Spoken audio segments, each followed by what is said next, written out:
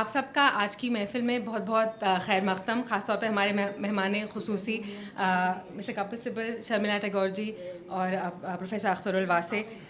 हम यहाँ पर मेरी अम्मी डॉक्टर नईमा जाफ़री पाशा की 20वीं किताब के रस्म इजरा के लिए इकट्ठा हुए हैं। डॉक्टर पाशा की ये दूसरी डिक्शनरी यानी कि फ़रहंग है। इसका नाम है लफ्ज़ों के पीछे छिपी हुई तहज़ीब, एक तहज़ीबी फ़रहंग। अम्मी का काम हम घर वालों के लिए एक बहुत ज़्यादा फ़ख्र का बायस रहा है। आई थिंक हम सब हमारे ख़ानदान में जो भी लिखने पढ़ने का ट्रेडिशन है उसके जरासीम मम्मी से ही आए हैं। हम लोग उर्दू तहज़ीब का जश्न मना रहे हैं और इस तक़रीब में शायद मैं अपनी खुशी के हिसाब से कुछ ज़्यादा ही तैयार हो के आगे मुझे अभी ख्याल हुआ और मुझे लगा कि गरारा जो है उर्दू तहज़ीब का एक हिस्सा भी है। इस तहज़ीब के बाहर वो गरारा, लाचा, लहंगा कुछ भी खिलाया जाता है। एक और बात है, हाल फ़िलहाल में एक ईद मिलन हुआ था, उसमें मैं गई थी एंड इत्तेफाक की बात है कि साड़ी पहन के पहुंच गई।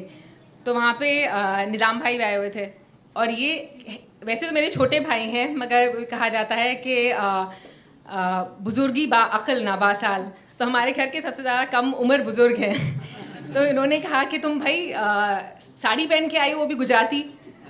तो मुझे बहुत मुझे एहसास हुआ कि ईद मिलन पे गुजराती साड़ी पहन के आना ऐसे ही है जैसे आई थिंक दिवाली पे मोदी जी को सेवैयाँ खिलाना।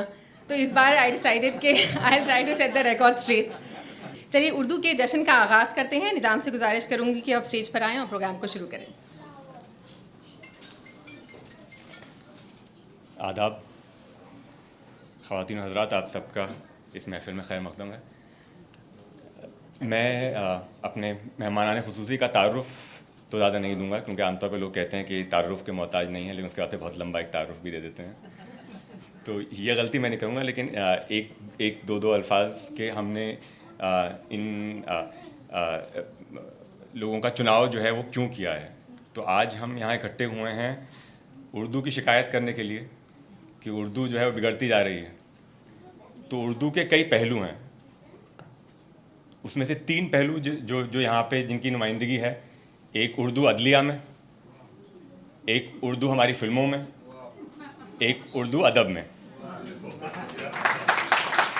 तो कपिल सिब्बल साहब जो हैं वो बहैसियत वकील हम उनको सब जानते ही हैं, बहैसियत सियासतदान भी जानते हैं, लेकिन वो एक अदीब, एक शायर भी हैं और साथ साथ रेख्ता के बहुत पुराने दोस्त और खैरख्वाह भी हैं। उर्दू के हिंदी फिल्मों के साथ इस सफ़र के बहुत हिस्से का हिस्सा रही हैं शर्मिला टैगोर जी, जो हिंदुस्तान के 2 नवाब ख़ानदानों की आज रहनुमा भी हैं। क्योंकि ये किताब उर्दू के उन अल्फाज के बारे में है जो इस्तेमाल से छूटते जा रहे हैं, तो जैसे कि मैंने कहा, हम क्योंकि उर्दू की शिकायत करने के लिए यहाँ पे जमा हुए हैं, तो हम बहैसियत एक उस्ताद, एक मुअल्लिम के, vice chancellor Padmashri professor Akhtarul Wasey से ही शिकायत करेंगे कि भाई आपकी तालिबा बिगड़ती जा रही है। क्योंकि इनका ताल्लुक़ उर्दू अदब से, उर्दू तहज़ीब से और उर्दू के लिखने, पढ़ने, सीखने, सिखाने से बहुत गहरा रहा है। शेक्सपियर ने अपनी 7 स्टेजेस ऑफ लाइफ में लिखा है कि आदमी की ज़िंदगी का चरखा गोल होता है। तो डॉक्टर नईमा जाफ़री पाशा जो हैं वो अपनी किताब याद रफ्तगा में लिखती हैं कि जब उन्होंने 13 साल की उम्र में पहली मरतबा गज़ल लिखी, तो उनके वालिद, मेरे नाना, ने उनसे कहा कि शरीफ ख़ानदानों की लड़कियां जो हैं वो शायरी नहीं करती, अफ़साने लिखा करो। तो अब वो चरखा जो है गोल इस तरह गोल इस तरह हो गया है कि हाल ही में मैंने उनसे इसरार किया कि आपकी ये टूटा हुआ आदमी टाइप की रोने धोने की कहानियाँ, अफसाने मुझे समझ में नहीं आते। आप शायरी ज़्यादा अच्छी करती हैं, आप शायरी किया कीजिए। तो इनका दीवान कुछ दिल ने कहा हाल ही में मंदर आम पे आया, तो वो मेरे इसरार पे आया। और इनके इस अदबी सफ़र का मैं शाहिद इस तरह भी रहा हूँ कि जब 1994 में इन्होंने जामिया से फ़रंग नज़ीर अकबराबादी उनकी कुल्लियात में उनकी अपनी पीएचडी मुकम्मल की, जो उन्होंने 1978 में शुरू की थी अलीगढ़ मुस्लिम यूनिवर्सिटी से। तो मेरे वालिद जो हैं मुझे इनके वाइवा के लिए ले गए थे, और अच्छा खासा ये खफा हुई थी बाद में कि चलिए आप तो जामिया मिलिया इस्लामिया के एक अफसर और मुलाजिम की हैसियत से मौजूद हैं, ये हजरत यहाँ क्या कर रहे थे। तो मैं R.K. लक्ष्मण के कॉमन मैन की तरह पिछली सब में खड़ा होके जो मंजर देख रहा हूँ उसकी मैं शहादत देने आया हूँ कि 1994 में मुझे याद है प्रोफेसर उन्मान चिश्ती ने कहा था कि जो जिस तरह का काम आपने किया है नज़ीर अकबर आबादी पे, वो आज तक मंजर आम पे नहीं आया। और वहाँ से लेके अभी तक 20 किताबें आपकी शाया हो चुकी हैं, और 4 मरतबा आपको दिल्ली उर्दू अकेडमी से अवार्ड मिला है, और उसके अलावा Uttar Pradesh Urdu academy, Rajasthan Urdu academy, Bihar Urdu academy से भी आपको नवाजा गया है अवार्ड से। तो क्योंकि आज आपका दिन है तो मैं शुरुआत करूंगा कि आप आएँ और हमको अपनी किताब के बारे में कुछ बताएं।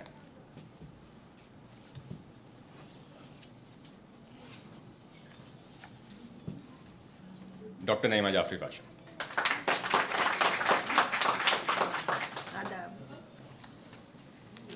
हाँ, बच्चे को ज़्यादा भूल गए लेकिन आजकल बच्चों पे काबू पाना मुश्किल है। हाँ, जनाब सदर मोहतरम कपिल सिब्बल साहब, मेहमान खुसूसी मोहतरमा शर्मिला टैगोर साहिबा, मोहतरम अख्तर वासी साहब, और मेरे तशरीफ़ फरमा तमाम मेहमान ज़ीफ़ वक़ार, सबसे पहले तो मैं आपका तहे दिल से इस्तकबाल करती हूँ। आप सबकी मौजूदगी मेरे लिए बाइस इज़्ज़त व फ़ख्र है। ज़बानें हमेशा तहज़ीब के साथ परवान चढ़ती हैं, इसीलिए हर ज़बान की अपनी एक तहज़ीब होती है और हर ज़बान अपने दौर की तहज़ीब की आइनादार होती है। उसके अल्फाज में, इस्तिलाहात में, तरकीबों में, अलामतों में, इस्तारों में अपने दौर, अपने इलाक़े की तहज़ीब अंगड़ाइयाँ लेती हुई महसूस होती हैं। जहाँ तक उर्दू का सवाल है, उर्दू तो सरापा तहज़ीब है। इस ज़बान की पैदाइश और अफ़ज़ाइश मुख्तलिफ़ तहज़ीबों के मेल जोल का नतीजा है, जिसे दोआबा की सरज़मीन पर गंगो जमन के पानियों से सींचा गया। इस ज़बान की फितरत में तहज़ीब शामिल है। इसका हर लफ्ज़ एक तहज़ीब की कहानी सुनाता है। इस ज़बान में हिंदुस्तान की मिट्टी की खुशबू है, इसमें दिल्ली का शाहाना अंदाज़ है, लखनऊ की लताफत और नज़ाकत है, दक्कन की मोहब्बत है, बंगाल की मिठास है और कश्मीर का हुस्न है। अफसोस इस बात का है कि उर्दू ज़बान के बहुत से अल्फाज जो अपने अंदर एक पूरी तहज़ीब की नुमाइंदगी की सलाहियत रखते थे, रफ्ता रफ्ता गायब होते जा रहे हैं।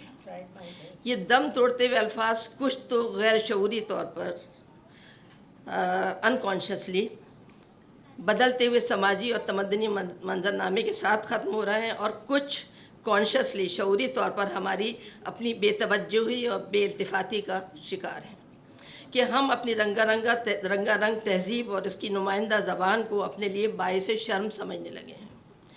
तरक्की और तब्दीली, डेवलपमेंट एंड चेंज अच्छी चीज़ है, ज़िंदगी की अलामत है, लेकिन अपने माजी या अपनी जड़ों से उखड़ जाने का नाम तो नहीं। ये फ़रहंग उर्दू ज़बान की लुग़त या डिक्शनरी नहीं है, बल्कि अपनी तहज़ीब का एक छोटा सा एनसाइक्लोपीडिया है। इसके 25 चैप्टर्स हैं, अब्वाब हैं। जिन पर नज़र डालने से आपको इस बात का अंदाज़ा हो जाएगा कि बहुत से अल्फाज, इस्तिलाहात, मुहावरे, ज़रबुल मसल के पीछे बहुत सी मशहूर कहानियाँ इसलिए बयान की गई हैं कि वो न सिर्फ दिलचस्प हैं बल्कि अपने पूरे बैकग्राउंड, पस मंज़र की तस्वीर कशी करती हैं।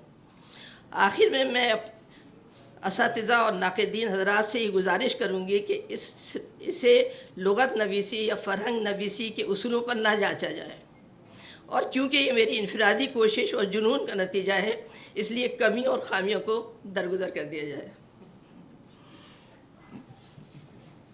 मज़ीद गुफ्तगू को आगे बढ़ाने से पहले मैं मेहमानान खुसूसी से गुजारिश करूँगा कि किताब का इजरा करें। एक किताब और एक ही किताब करें, सब करें, एक ही कर लेते जाइए, दोनों आ जाओ। और आइए, एक इधर आ जाओ। नीलाम साहब इधर आ जाइए। जी जी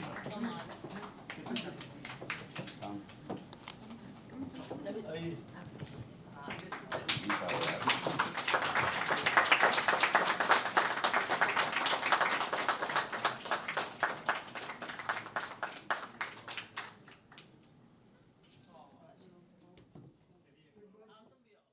तो अदलिया में उर्दू और रेख्ता की मौजूदगी और उससे उसका जो अब तक का सफ़र रहा है उसके शाहिद कपिल सिब्बल साहब रहे हैं। तो मैं उनसे गुजारिश करूंगा कि वो आएँ और हमको अपने ख्यालात से नवाजें।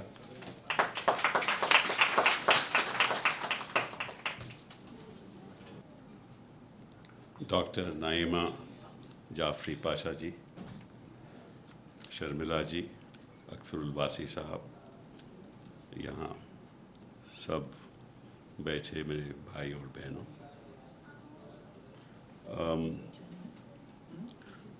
देखा जाए तो ज़ुबान का बदलना,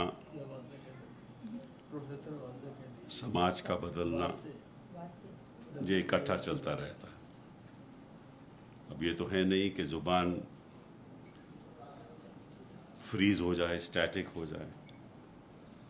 अब आप शेक्सपियरियन इंग्लिश को भी जानते हो, उसको हम एलिज़ाबेथन इंग्लिश कहते थे, क्योंकि राजाओं का राज था। उस दौर में जो अल्फाज इस्तेमाल होते थे वो अलग थे। ज़माने बदल गए, अंग्रेज़ी बदल गई, ज़ुबानें बदल गई, और इस दौर में अल्फाज भी बदल गए। ये तो कोई नई बात नहीं है। अल्फाज का ताल्लुक, जैसे आपने कहा, वो कल्चर से है, और जैसे जैसे मॉडर्नाइजेशन, ग्लोबलाइजेशन होती जाएगी तो हमारा कल्चर भी बदलता जाएगा, और कल्चर बदल चुका है। अब हम बाप को यार के नाम से बुलाते हैं, यार चलो यार घूमने चलें, तो अब यार तो उस समय गाली समझी जाती थी, और अगर किसी औरत को कहो कि तुम्हारा यार है तो लगता था कि ये तो बहुत गलत बात बोल रहा है। मेरे जो फादर थे वो तो पाकिस्तान में, लाहौर में प्रैक्टिस करते थे, और सभी उनके जो दोस्त थे वो सब उनके मुस्लिम भाई थे, और मुकदमे भी सब उर्दू में होते थे। उनको उर्दू बड़ी अच्छी आती थी, बहस भी उर्दू में होती थी, FIR भी उर्दू में लिखी जाती थी, तो कोई विरोध नहीं करता था। तो जब मैं घर जाता था, मैं तो खैर इस तरफ पैदा हुआ, तो जब घर जाता था तो बात तो हमेशा उर्दू शायरी की होती थी। मेरे वालिद साहब हमेशा कुछ ना कुछ सैर करते करते या शाम को ड्रिंक पीते पीते मुझे उर्दू की ज़बान की कोई ना कोई शेर सुनाते थे। इकबाल का हो, गालिब का हो, फैज़ का हो। उस कल्चर में हम पैदा हुए, और हमें लगा कि ये ज़ुबान तो हमारी अपनी ज़ुबान है। लेकिन हुकूमतें इसको कोशिश करती हैं कि ये हमारी ज़ुबान नहीं है। अब ये हमला वो तमिल पे नहीं कर सकते, तेलुगु पे नहीं कर सकते, जो बाकी बंगाली पे नहीं कर सकते। तो दुख की बात यह है कि उर्दू ज़ुबान पे जो अटैक हो रहा है, उसकी वजह यह नहीं कि हम नहीं चाहते कि उर्दू हम सीखें। प्रयास से हो रहा है कि ये तो अलग है, ये हिंदुस्तान का हिस्सा नहीं है, हिंदुस्तान की तहसीब नहीं है तो हिंदुस्तान की तहसीब। असलियत तो ये है, तहजीब तो हमारी अपनी तहजीब है। और मैं आपको बताऊं, मेरे 4 भाई हैं। जो सबसे बड़े भाई थे, उनको जितनी उर्दू शायरी आती है शायद आप लोगों को भी नहीं आती। कोई ऐसा शायर नहीं है जिनके शेर उनको नहीं मालूम। आज भी वो वही बात करते हैं, मेरे अपने बड़े भाई। तो ये जो माहौल है, इस माहौल की वजह से ज़ुबान पे एक हमला हो रहा है, और उसमें मुश्किल ये है कि हम अपने बच्चों को ये नहीं बता सकते, क्योंकि बच्चे जो हैं वो इस वातावरण में पढ़ रहे हैं, इस एनवायरनमेंट में पढ़ रहे हैं जहाँ उनको लगता है कि अगर हम अंग्रेज़ी सीख जाएं तो शायद हमारी अपॉर्चुनिटीज़ बढ़ जाएंगी। तो ज़ुबान की हिफाजत करना एक बहुत ज़रूरी। पाशा ने मेरी कुछ पंक्तियाँ आपसे सुनाई थी, तो आपकी इजाज़त हो तो मैं उसको, जो मेरा पूरा लिखा है उनको आपको मैं सुना भी देता हूँ। आज के हालात के बारे में लिखा है वो कि मंजिल पे पहुँच के करूँगा क्या, वहाँ से वापस भी आना लाजमी है। ऐसा नशा के छोड़ के करूँगा क्या, मैं खाने का दोस्ताना लाजमी है। ऐसा नशा के छोड़ के करूँगा क्या, मैं खाने का दोस्ताना लाजमी है। दूर होकर भी बता करूँगा क्या, दूर होकर भी बता करूँगा क्या, तेरे शहर में घर बसाना लाजमी है। दूर होकर भी बता करूँगा क्या, तेरे शहर में घर बसाना लाजमी है। अपना बना के तूने ठुकरा दिया, अपना बना के तूने ठुकरा दिया, फिर भी तुझको अपना बनाना लाजमी है। अपना बना के तूने अब ठुकरा दिया, फिर भी तुझको अपना बनाना लाजमी है। गली गली में ये जो आग चल रही है, गली गली में ये जो आग चल रही है, उस आग को हमें बुझाना लाजमी है। खुदा के वास्ते इस दहशती को छोड़ दे दो, खुदा के वास्ते इस दहशती को छोड़ दे दो, ये गुलिस्तां उजाड़ना क्या लाजमी है। थैंक यू, बहुत बहुत शुक्रिया।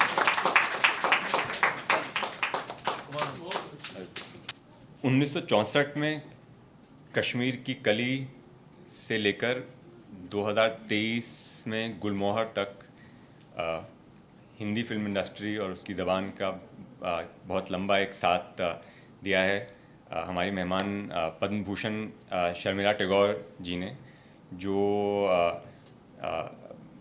बहैसियत बेगम आयशा सुल्ताना नवाब भोपाल और पटौदी भी हैं।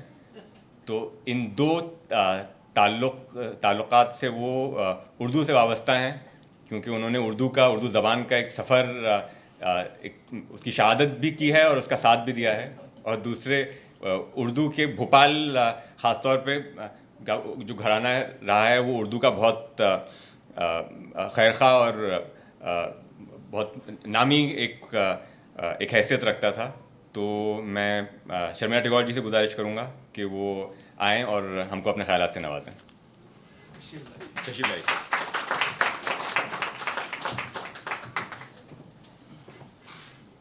Namaskar, Adab, everyone. But it's really wonderful. I also felt that why was I being invited to this very Urdu-speaking, learned gathering? But when I heard about the project, the book, which Naiba ji has taken 4 years to write, which is really a labor of love. And as Kapil Sibal ji was also saying, that everybody have to really do their bit to keep the language alive, to tell the next generation what was it like. Because people, as again Kapil ji was saying, that people's memory is becoming so short, people are forgetting. In Bengali, we have the spoken word and the written word. The written language is slightly different from the spoken language. So he used the written language, which is far more formal and far more Sanskritized. Whereas the spoken language, whenever Shotojit Rai gave a lecture, he spoke in a spoken language which communicated more with today's generation. So that kind of mobility and flexibility exists in our language. So I want to share my linguistic, or if I can call it, the language journey with you. I grew up in a Bengali joint family where only language that was spoken was Bengali. And I went to a Bengali medium school where also I learned Bengali and a little bit of Sanskrit, which helped me later when I went to Bombay because I was familiar with the Devanagari script. Then, I think I've said this in many forums, my principal objected to my working in Satyajit Ray film, so I was asked to leave. So my parents took me to Asansol because they were being transferred from here. My father was being transferred. So I went to Asansol and joined Loreto College without any English whatsoever, and I was 13. And it was a very embarrassing and terrible time going to school because I couldn't speak English, and my teacher would make me stand and ask me, how was your weekend? And if I said lovely, she said, no, that's not allowed. You have to speak in sentences, not in words. So I thought of, she's really embarrassing and humiliating me. And but she, Mother John Baptist, even during hockey, I was not allowed to play. She was always talking to me. If I sat and hid from her, she would come to me and speak in English. So I had to converse, and by the time the year end came, I could understand, speak English, and she would say, see Sharmila's, what she's written, and health science, as we call biology then, history and English became my favorite subject. What a good teacher can do. And then I went to Bombay, and again, everybody, and those days, the script writers were all Urdu writers. There was Kaifi Saab, there was many others, eminent poets. And although there were a lot of Punjabi influence, that's another language that survived and it's carrying on. So they were all after me, Ghaf and Qaf and Nuktas and this. And now to abhi koi zer zabar, I mean, kya koi bolta hai, wo kuch nahi na. So I was, your Urdu's like this and all that. So that was Then I got married and came to, when I met Amma. So learned a lot of things there. And then, of course, when we were eating, I said, khana utha lo. So Amma looked at me and very sweetly she said, janaza uthta hai, khana badha. So I learned that. So I was looking for my chashma. Where's my chashma? So Tiger said, well, you have to go to Srinagar or you can go to Patodi for chashmas, but now ainak to hai, idhar dekh lo. So a little bit. And I actually love these words. Janaza utta hai khana. Look at the emotion, because language is not without, it brings an image to your mind, because I'm an image person. Work in films. So every word reflects an image, which is very, very close to our culture, our heritage, our imagination. And that it evokes a certain kind of feeling in you, which is noble, which is higher than you. So to bring these words back into your daily vocabulary, instead of making it very practical and, kaam chalane ke liye, if we can have that kind of language, which is possible in every language, which is possible in Bengali, possible in English, because I was behind in London, 3-4 children, young people, say in their 13, 14. I couldn't understand a word they were saying, because they were a little ahead of me. There was no vowels, and they were mispronouncing practically everything, which was not English. So every language is going through a kind of decline, and as Kapilji said, but due to this internet or SMS, now it's no longer okay, it's just K. There is a complete reduction of vocabulary. Young people don't have a vocabulary because they're not reading. We know at least 6, 7, 8 words for one word, whether it can be in English or whether all of you in Urdu and I in Bengali. But now they don't have it. They're not reading. So it is a cultural bankruptcy or cultural poverty, whatever you may call it. So we need to look at that. Urdu was the language of power once upon a time. Now, English is the language of power. Everybody wants to learn English. But the idea is not to give up. And that's why I'm so proud of you that you made this effort. It's a labor of love, and you have created this massive book, weighs a ton, but it's worth it. So I think if everybody made that kind of effort and did something for their own language and also for the next generation, so that they can at least comprehend what was the past like. I think we owe it to them. I'll now leave to Professor Vase to give the proper intellectual context to our effort, our evening. Thank you.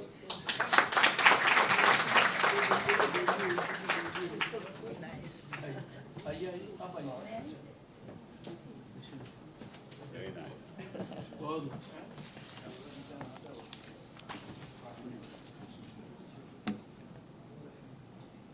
Doctor नईमा जाफरी पाशा जो है एक ज़माने में एक tuition centre चलाती थी।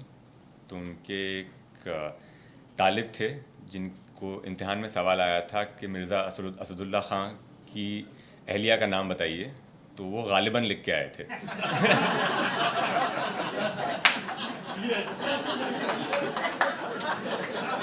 तो इसलिए उर्दू की मज़ीद शिकायत करने के लिए मैं दावत दूंगा प्रोफेसर डॉक्टर अख्तरुल वासे को कि वो आएँ और हमको अपने ख्यालात से नवाजें। आपको जाना है थैंक यू शिकलाइ।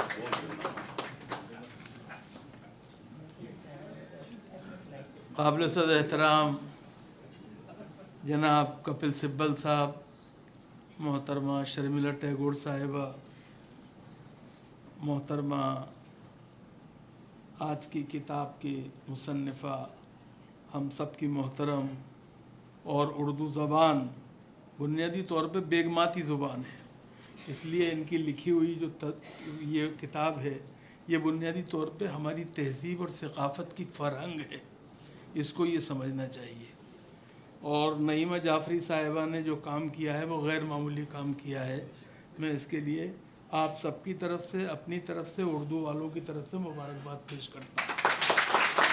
जहाँ तक आज की इस तकरीब के लिए कपिल सिब्बल साहब की सदारत का मामला था, तो मैं समझता हूँ वो बिल्कुल सही था, इसलिए कि कपिल सिब्बल साहब जो हैं वो बुनियादी तौर पे इन्होंने अपने वालिद का तज़किरा किया, उनके वकील होने का तज़किरा किया, उर्दू से ताल्लुक़ का तज़किरा किया, लेकिन ये नहीं बताया कि मंटो के वकील वो रहे, सादत हसन मंटो के वकील रहे हैं, ये बड़ी बात है। दूसरी बात ये है कि कपिल सिब्बल साहब के बारे में एक बात हमेशा से मैं कहता रहा हूँ, क्योंकि मुझे इनके साथ काम करने का थोड़ा मौका मिला है, कि कपिल सिब्बल साहब को अल्लाह ने दिमाग तो वकील का दिया है लेकिन दिल शायर का दिया है। तो दूसरी बात जो है, जहाँ तक शर्मिला टैगोर साहिबा का सवाल है, ये बुनियादी तौर पे इनका भी इंतखाब इसलिए नहीं कि ये उर्दू नहीं जानती, बल्कि इसलिए कि बंगाल वो सरजमीन है जहाँ से उर्दू का सबसे पहला अखबार निकला था, इसलिए अब जब उसके 200 साल पूरे हो चुके हैं तो ये हम उर्दू वालों का फ़र्ज़ है कि हम बंगालियों का एहतराम करें और साहिबो, जहाँ तक सवाल उर्दू ज़बान के ज़वाल का है, तो ज़वाल ज़बानों का नहीं होता, मुआशरों का होता है, और उसी ज़वाल के नतीजे में ज़बानें जो हैं वो पीछे हटती चली जाती हैं। बिल्कुल ऐसे ही जैसे दिल्ली आजकल गुज़र रही है बाढ़ से, लोग कह रहे हैं कि दिल्ली में बाढ़ आ गई, जमुना जो है वो उसने अपने रास्ते बदल दिए। जमुना ने रास्ते नहीं बदले, रास्ते भूले हुए रास्तों पे वो दोबारा वापस आई है। जो हमने जमुना के किनारों पे कब्ज़ा करके मकान बनाए थे, जमुना उसका इंतकाम लेने के लिए आई है। तो यही मसला उर्दू का ज़बान का भी है, आप परेशान ना हो। मैं अलीगढ़ का रहने वाला हूँ, शर्मिला टैगोर साहिबा यहाँ बैठी हुई हैं, उर्दू के एक बम्बई की फ़िल्म इंडस्ट्री के एक बड़े शायर थे, बड़े कवि थे बल्कि हिंदी के, गोपाल दास नीरज, ख्वाजा शाहिद साहब बैठे हुए हैं, ये जानते हैं उनको। वो उनका मामला ये था कि उन्होंने जो पहली फ़िल्म लिखी वो नई उम्र की नई फसल थी। जिसमें गाना था गुबार को कारवां गुजर गया गुबार देखते रहे। तो बुनियादी तौर पे उसके बाद जितने भी आप उनकी शायरी देखिए, उन्होंने देवानंद के लिए एक गाना लिखा, शोखियों में घोला जाए फूलों का शबाब, उसमें फिर मिलाई जाए थोड़ी सी शराब, होगा जो फिर नशा तैयार वो प्यार है। इसमें कोई लफ्ज़ जो है उर्दू के अलावा बता दिए तो हो, जबकि वो हिंदी के कवि थे, इसमें कोई शक नहीं, बड़े कवि थे, मैं उनका आदर और सम्मान करता हूँ। बात यह है कि माफ़ कीजिएगा, ये कपिल सिब्बल साहब भी कह रहे थे और दूसरे लोग भी आमतौर पे यही कहते हैं कि ज़बान जो है वो उर्दू ज़बान इसलिए नहीं पनप पा रही है कि उसकी इकोनॉमिक अपॉर्चुनिटीज़ उससे जुड़ी हुई नहीं है। मैं ये समझता हूँ और मैं हमेशा ये कहता रहा हूँ कि 4 चीज़ों का ताल्लुक़ मैदे से नहीं, पेट से नहीं, दिल से होना चाहिए। एक मुल्क, एक मज़हब, एक माँ और एक मादरी ज़बान। इसका ताल्लुक़ जो है इस पर रखना चाहिए, इससे बिल्कुल वो नहीं करना चाहिए। इन्होंने जो किताब लिखी है इतनी ज़ख़ीम किताब है कि उठाए नहीं बनती, जैसे कि आजकल उर्दू लोगों को अपनाए वो नहीं बनती। एक बच्चा दुआ मांग रहा था, इब्न इंशा ने उर्दू की आखिरी किताब में लिखा है। बच्चा दुआ मांग रहा था, अल्लाह खाने को रोटी दे, पहनने को कपड़ा दे, रहने को मकान दे। बुज़ुर्ग खाना दाखिल हुए और उन्होंने डांटा बच्चों को, ये क्या मांग रहे हो? तो उसने कहा, बाबा आप क्या मांगते हो? कहा, मैं मांगता हूँ अल्लाह नेकी वाला बना, तक़वे वाला बना, अल्लाह परहेज़गार बना। उसने कहा, ठीक है बाबा, जिसके पास जो नहीं होता वही मांगता है। तो बुनियादी तौर पर जो मसला है, ज़बान को भी आप इस वक्त से देखिए। पहले क्या हमारे बड़े उर्दू को अपनाने को तैयार हैं, जभी तो छोटे उस पर गौर करेंगे। मैं नईमा जाफरी साहब के इस किताब की कोशिश को इसलिए अहमियत देता हूँ कि इन्होंने जो हमारे बड़ों को करने का काम है, जो उनका फ़र्ज़ भी है और उन पर कर्ज़ भी है, वो इन्होंने अदा किया है इस किताब के लिए। मैं एक दफ़ा फिर इनको मुबारकबाद देता हूँ। ये 20 किताबों की मुसन्निफ़ा हैं, लेकिन माफ़ कीजिएगा, मैं बड़े अदब के साथ मुझे कहने की इजाज़त दीजिए कि इस किताब की वजह से जो इनकी तारीख़ में जगह बनेगी, वो और कोई किताब शायद उस तरह ना बना पाए। बहुत बहुत शुक्रिया।